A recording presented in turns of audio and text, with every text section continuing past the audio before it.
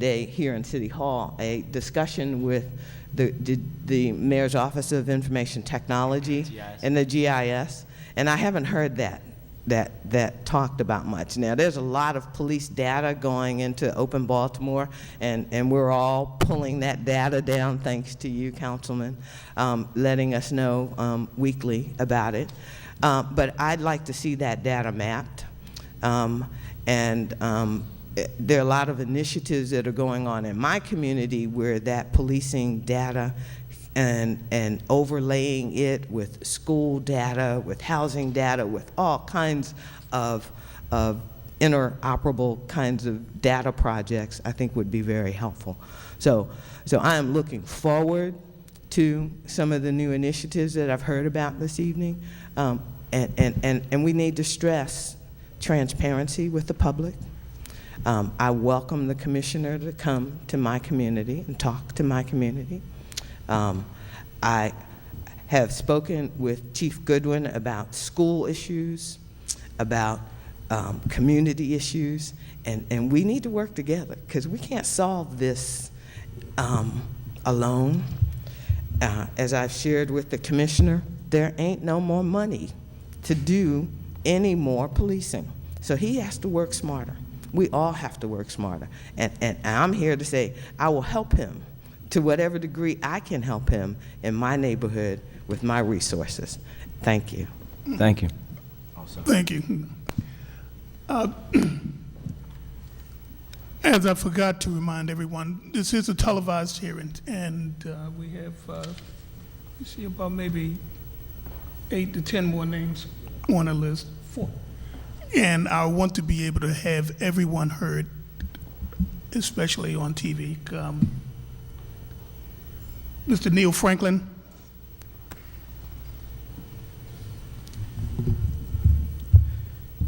Chairman, thank you. Mr. Franklin, how are we doing? Pretty good. Distinguished members of the City Council, thank you for this hearing and providing me the opportunity to testify. Welcome, Commissioner. Chief, good to see you. Commanders, glad to see you again. Glad to see you doing your homework, Commissioner. Go Polly. Oh, man. Sorry, City. Somebody hold the chief back. First, some may ask, how can you profile, how can you racially profile in a black community? But I'd like to point something out. We don't police the same way in Roland Park. We don't drive through Roland Park and stop 3 or 4 people gathered on the sidewalk talking about tonight's activities. We don't do that. We don't dare do that. And there are people in our black communities who do the very same thing. They gather on our sidewalks to talk about tonight's activities. And we seem to become accustomed to treating blacks differently in those communities. That needs to stop. I first thought about presenting data, but then I said, for what? We know what the issue is. This isn't new. We can go back to the New Jersey State Police in the 1980s when they were discovered racially profiling travelers on the New Jersey Turnpike. And then he taught those policing practices to in over 40 states across this country, the law enforcement in over 40 states. Maryland State Police have had their challenges as well. They've been sued a couple of times for the very same practices. When I was with Baltimore, right here, data collection, the stop tickets, the birth of the stop tickets, there was a reason for that. So we don't need data to justify the need to be here tonight talking about racial profiling. Solutions is what we need to talk about. The citizens, protecting the citizens, finding solutions for that. So the question is, not the justification for change, but how do we implement or cause change? Commissioner, I heard you talking about the training. That's good stuff. Training is extremely important. You also mentioned about the advice you give your children when stopped by the police, and the same advice I had to give my son when being stopped by the police. But why should we as black fathers have to give that advice to our sons and daughters in some cases when white fathers do not feel that very same need? It's a problem here. It's a big problem. So I'll begin. I'm going to talk briefly about two things. Number one, training, and I'm going to talk about leadership. The Baltimore Police Department is one of the most well-trained police departments in the nation. They've had one of the best academies for a long time. You heard of the training program that Mr. Sonny Jones has given to every police member of this agency. Sensitivity. You know, and they've had class after class after class. I don't know what more you can train. I don't know what more information you could give these good men and women of the police department.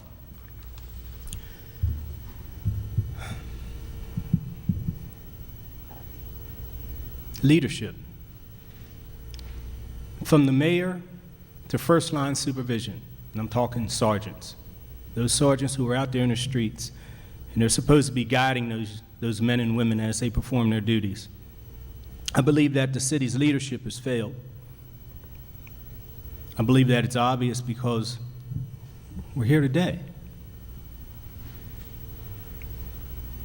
Mixed messages. We train and we talk about how we should treat our citizens with respect, with dignity. They shouldn't be cursing at our citizens. They shouldn't be stopping them inappropriately. They shouldn't be searching them without probable cause. That's the message that we send. But we also send a message to those troops. Get out there and bring me some numbers. Get the drugs, get the guns. You know, if we could end the drug war today, and I think many of you know that that's what I'm about today, and that's what I do, because if we could end the drug war, we could have ended it last Tuesday. We wouldn't be here today. But that's a long road. That's a hard challenge. That's going to take some time to do that, but I'll do it, along with plenty of help.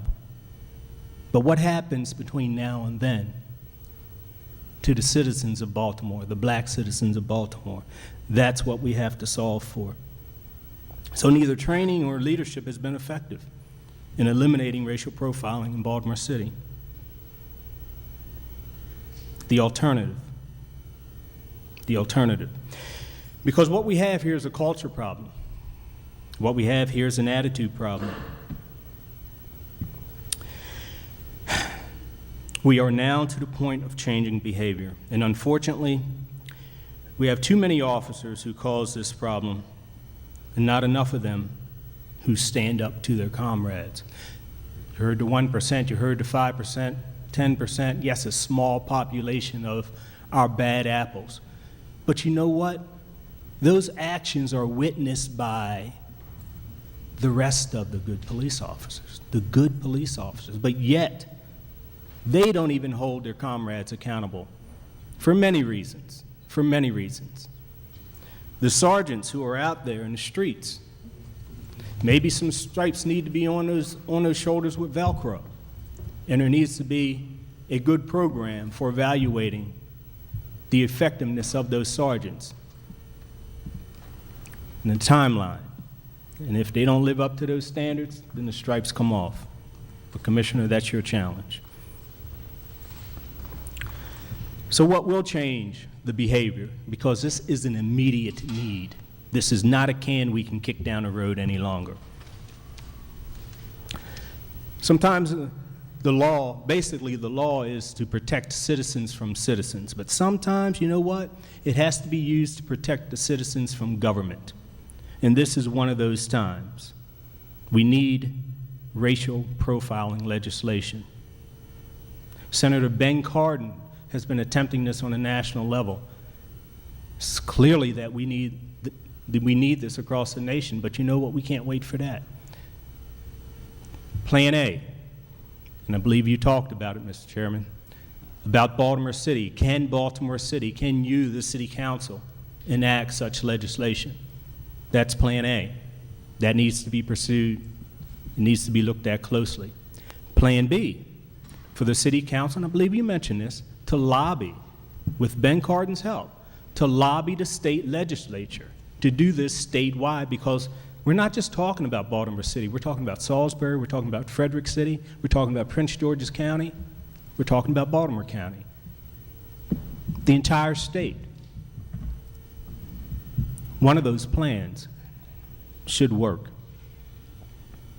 The ultimate goal is to change the culture, is to change the attitudes, is to have effective leadership. But we've been at that for a long time. And in my opinion, it's going to take a long time to reach that goal. And Commissioner, I hate to say this, but I think the average for the life of a commissioner or police chief is still around 2 years. I hope that's not the case for you, because it's going to take a while to be effective. And I wish you the best. In closing,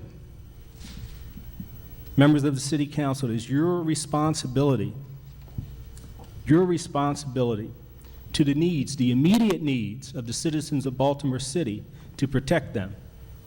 That's your responsibility.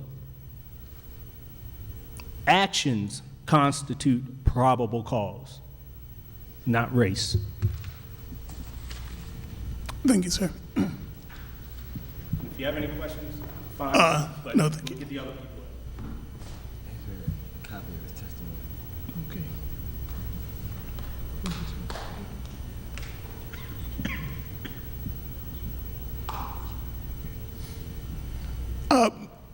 Chris Brown and Mr. Franklin, if we can get a copy of your. Oh, okay. I did submit something on the first hearing, but this is new. Can I send it to you? Yes, sir. Good evening. Good evening. I just want to thank you guys for having us here. Raise the mic.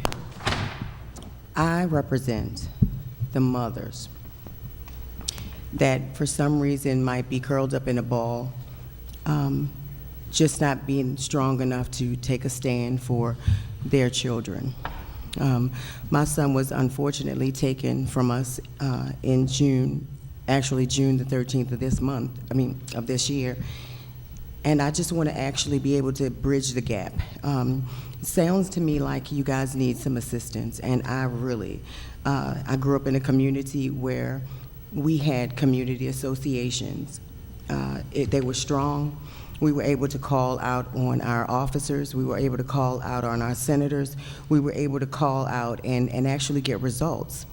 You know, we also had officer friendlies in our neighborhood, in our schools. What I really it hurts my heart is because it happened within my own neighborhood, and I do believe that racial profiling was truly a part of it, because it doesn't come in the form of white or black. It comes in the form of a mindset. And that particular officer had a mindset of our kids, and the perception of our kids were just off balance. You know what I mean? And I just want to take a stand for our youth. They're worth the investment. They're worth us turning things around and really taking a look at what we need to do to make things right. You know, I just believe in that officer being able to be a part of his own community, could have gotten to know some of the kids in the community, could have gotten to know some of the neighbors. You know, what I say to you is that, you know, ask some of the officers when they're old timers.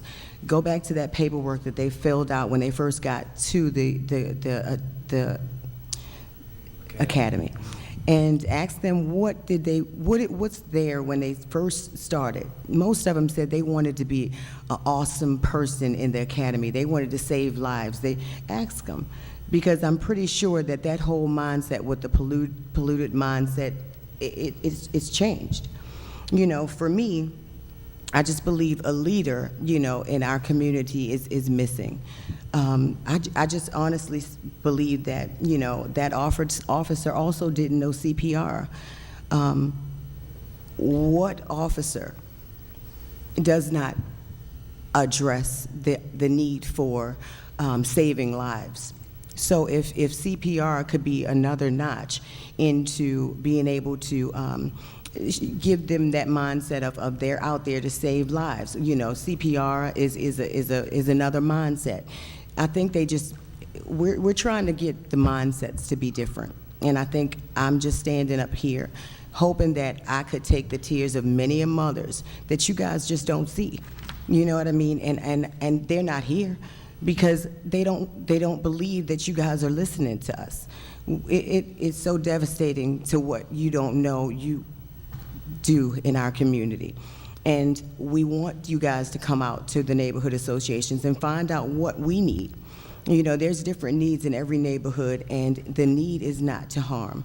And we just believe, when I saw you all walk in the door as officers, it does something to my spirit, and I don't know if it does anything to other people in the community spirit. But I almost don't like officers, and I want to take that back. I want to be able to embrace you when you walk in, and when I know that you guys truly want to assist and aid. But the trust and all of that kind of stuff is awesomely gone. I mean, it's just not there.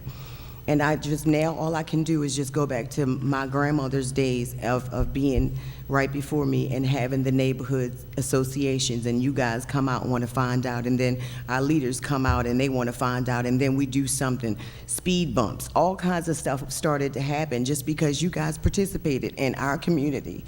So to have an officer come in from outside of Baltimore, okay, that's fine. But let's see how he acts in his own community.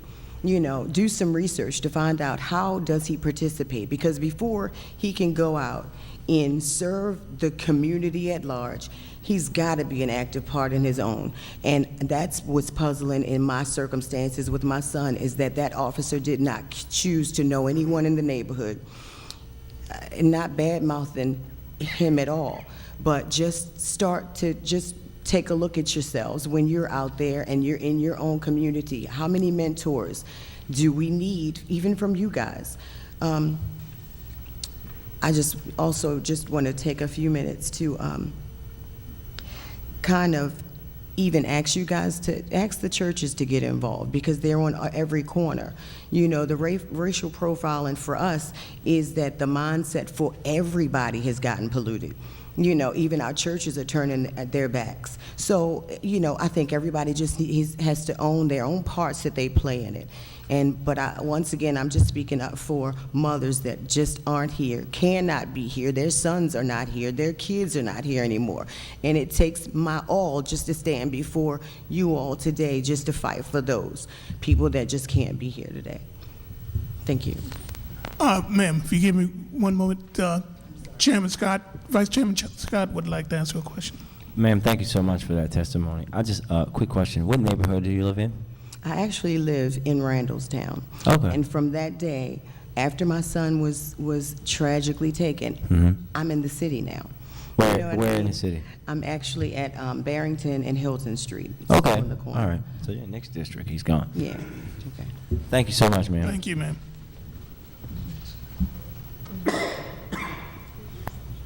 Brother Owens Bay.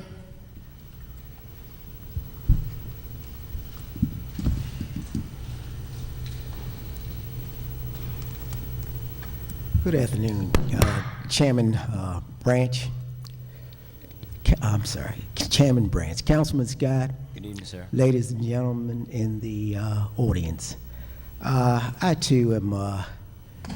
I'm sort of a bit choked up and to come after Miss Brown, sir. knowing the experiences she has experienced, and believe me, theory is one thing, but in reality, she has a tough reality that she has got to endure from now until the time that she will no longer be with us.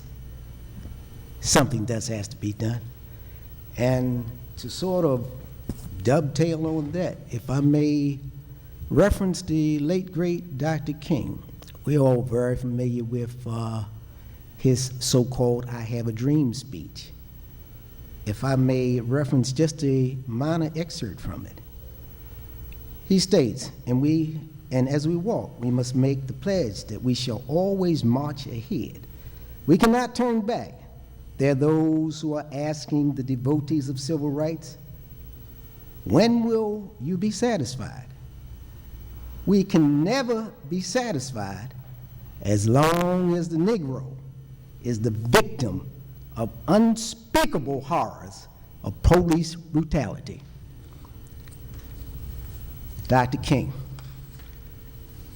as you very well know, we're dealing with a situation that we have to deal with the histrionics thereof. We are a city that consists of a predominantly African-American population. As we all very well know, the Founding Fathers, in the founding document known as the United States Constitution, agreed to have a clause known as the 3/5 clause, in which we were all deemed to be, well, with due respect, the black man, the African American, was deemed to be 3/5 human. Further on, with respect to the uniqueness of this state, it was Judge Roger B. Taney, the Supreme Court Justice writing for the majority, in the Dred Scott decision in 1857 that stated another excerpt. The black man has no rights that the white man is bound to respect. Subsequent to that, you know of the great divide with respect to the Civil War. Stemming from that, there were a number of civil rights acts that were produced. Civil Rights Act of 1866, 1871, 1875, 1883, 1857, 1860, 1964, 1960, 1964, 1968, 1991, all in reference to trying to somehow or another get us to the point where we would be made whole. That 3/5 clause would somehow or another be, let's say, once and for all put to bed. Well, voila, here we are again, speaking in terms of what was happening with respect to one of our two United States senators, Senator Cardin. He introduced a measure, Senate Bill 1670, on October 6, 2011. It was entitled, "To eliminate racial profiling by law enforcement and for other purposes." Right here in our state, we have a unique opportunity. If it's not going to happen national, given the divide with respect to the Tea Party diversion, if you will, at the federal level, here we have an opportunity at the local level. We're always testing, we're always theorizing. Well, why not theorize with respect to racial profiling? It would give us an opportunity to see if such a measure would work right here in the city of Baltimore.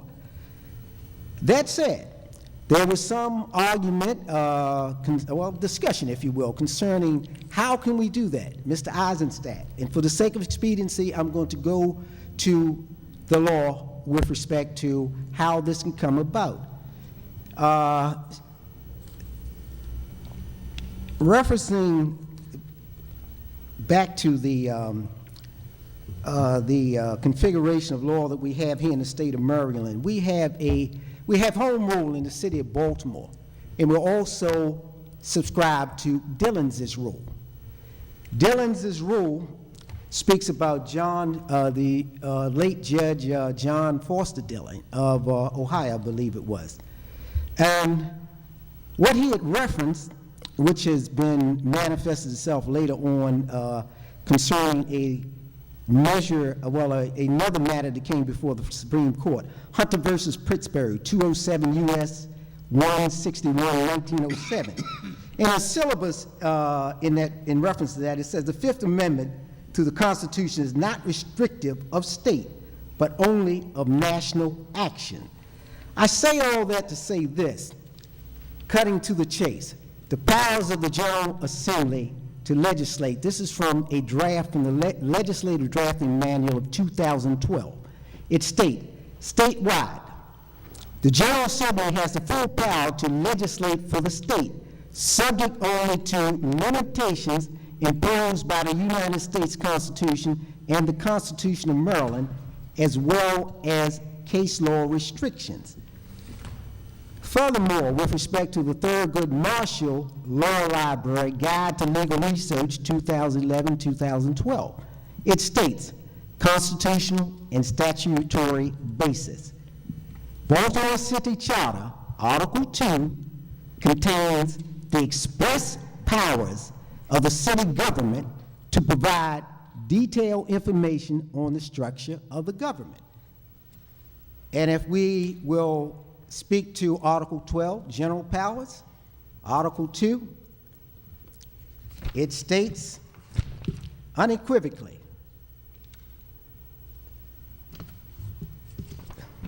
bear with me until I get to Article 2.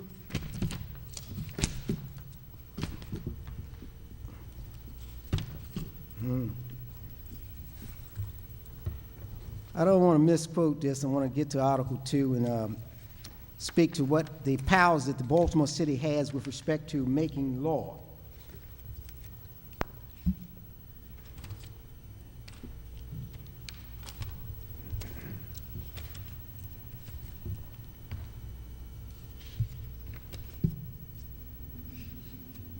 Oh, boy. Please forgive me for just a second.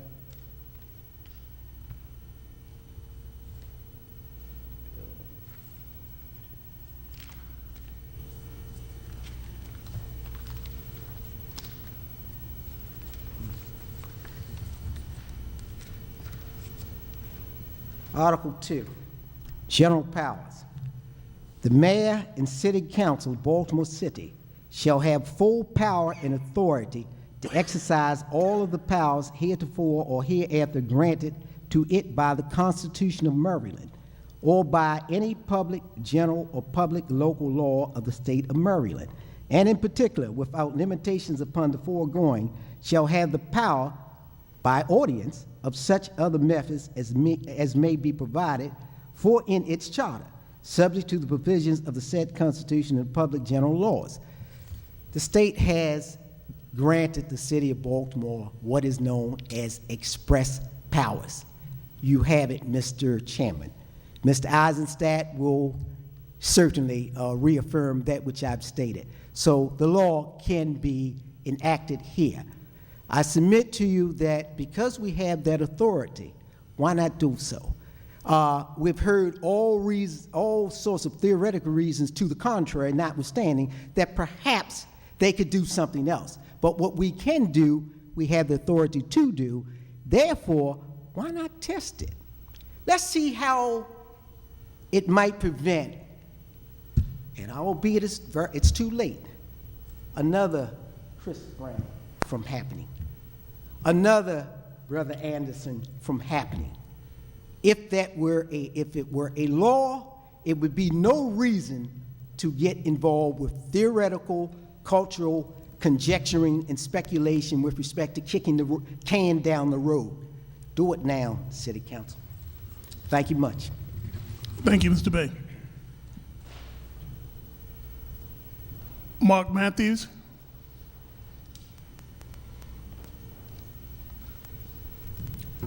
Good evening, Good Chairman. evening, Mr. Matthews.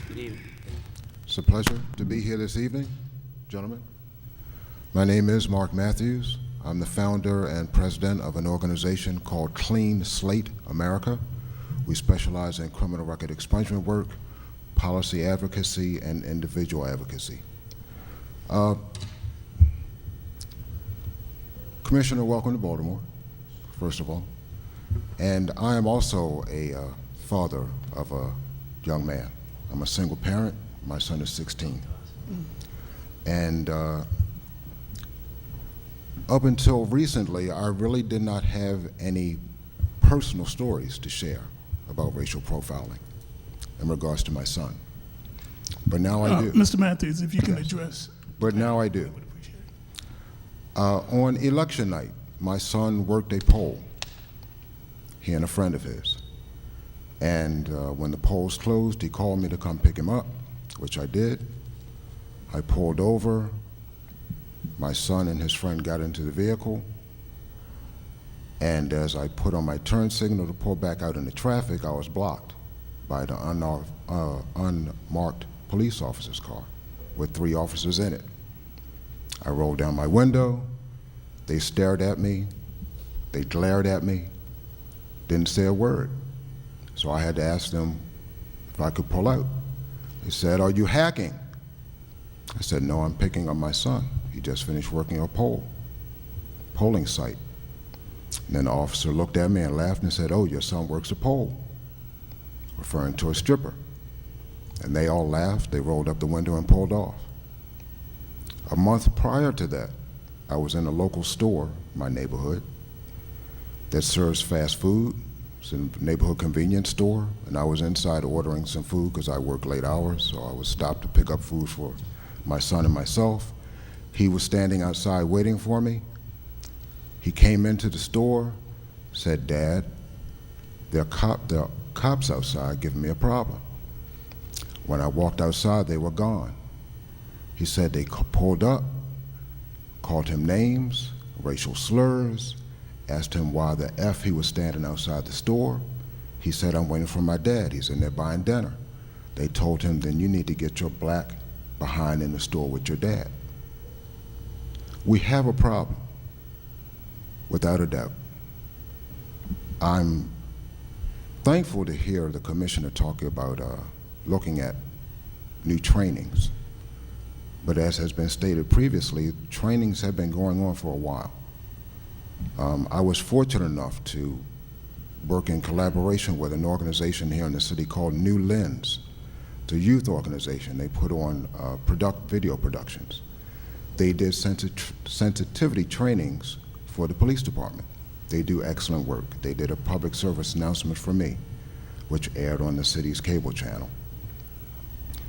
So the training is okay. Whether it will take hold, whether it will plant a seed that will grow and nurture in the officer is another story. The problem is a cultural problem. Yes, we all do have our biases. We all come from different backgrounds. But it's somewhere we need to be able to put those aside to do our jobs and do them effectively, honestly, and wholeheartedly. I see the problem as one of the police department, maybe not in whole, but too many officers feel that it's us against them. And that's the attitude that they bring to the street every day when they go to work. So I would submit that instead of an us versus them mentality, we try to figure out how to get them to think of it as a us versus the criminals instead of us versus the citizens. Because as Mr. Jones said, everyone walking down the street is not a criminal. The vast majority are law-abiding citizens minding their business, going about their daily duties, and they don't deserve, and by legal right, they are not supposed to be harassed. It's a question of how are our citizens in our streets going to be policed? Are they going to be policed through harassment and intimidation and fear, or are they going to be policed through collaboration, understanding, and cooperation? So it was suggested earlier by a couple of people, which is what I was also going to suggest. You know, I like to think of myself as a young man, but today is my birthday, and that birthday always reminds you that you're not as young as you were the day before. Happy birthday, sir. So I'm here on my birthday because I know just how important this is. But when I was a child, policing was different. Police officers walked the beat. They knew the names of people in the community. The residents knew them well. If the officer was sick or got transferred or just didn't show up that day for whatever reason, the next time that officer was seen, there was concern. And people came to that officer to find out why you weren't here yesterday. It's not the case anymore. The residents are fearful. The residents don't care about the officers. The residents have a mindset that it's us against them. We need to find a way to alleviate that. Schools need to see officers in the schools not as a problem, but as a friend, as someone who can be trusted, someone who can be sought out Many of our children do not have fathers in their homes. That's an excellent opportunity for our Baltimore City policemen to work as surrogate fathers, as mentors, as someone who can be approached, someone who can be a confidant. The community organizations. I once founded a community organization here in this city called the New Greenmount West Community Association. Great organization. Thank you. Yes, one of the largest arts and entertainment districts. I was also a president of another and worked for the mayor's office through the Healthy Neighborhood Initiatives. Officers need to have a presence in the community that's not a drive-through presence. They need to show up at schools, community organizations, wherever there's a function, where residents are involved, there should be officers to get to know the residents so the residents can get to know them. We share this city. This city should not be a battleground. It should not be an adversarial situation. We have to share this city so that the city can thrive and grow. And I'm going to close with this. The nature of the work that I do, helping people to clear their records, the criminal record expungement work, I see the back end of that first contact. Yes, officers have discretion. But when that discretion is abused and people are dragged into court and then the cases are thrown out, that person still has a criminal record. This city was decimated. Its workforce was decimated. The Baltimore City Police Department has a role in the workforce development of Baltimore City that was mentioned earlier. There are tens of thousands of people in this city who are unemployable because of a criminal record. They have skills, they have education, they are ready and willing to work, but unable to work because of that first contact. Many people think that a conviction is the only thing that can keep you from being employed, but that's not true. I have grown men and women who sit at my desk every day and shed real tears. People who you may look at as being a tough guy isn't a tough guy because he wants to support his family. You know, everything we're talking about here is not just that individual who gets stopped and detained or arrested. Everyone is connected to someone else. They have children to support. They have parents that they may be supporting. They have a wife that's looking upon them to be the breadwinner. It may be a single mother who has children to raise. We're talking about the individual, families, children, and ultimately the community. It was mentioned earlier about the organizations that are not here. Because in order for a child to thrive, that child has to be in a loving, caring environment. And too oftentimes in this nation, a loving, caring environment is defined by how much money comes into that household. And when someone has a criminal record and can't provide for that household, that child suffers. They can't get the school supplies they need. The lights are in jeopardy of being turned off from month to month. They move around constantly because they can't keep the rent paid. There are more things that racial profiling affects than is discussed. And lastly, I'll offer this. I'm a member of an organization called the Baltimore Grassroots Criminal Justice Advocates Network. It's a mouthful. But it's a group of about 30 organizations and individual advocates who work to make things better for people who have been hindered by a criminal record. Every year we go to Annapolis to lobby. We support bills. We offer our insight into others that may need to be tweaked. I would offer to you, Mr. Chairman, because you mentioned this, to come to speak to that network, to see about how we can help you to draft a bill. Something needs to have teeth. Ms. Trueheart mentioned that the police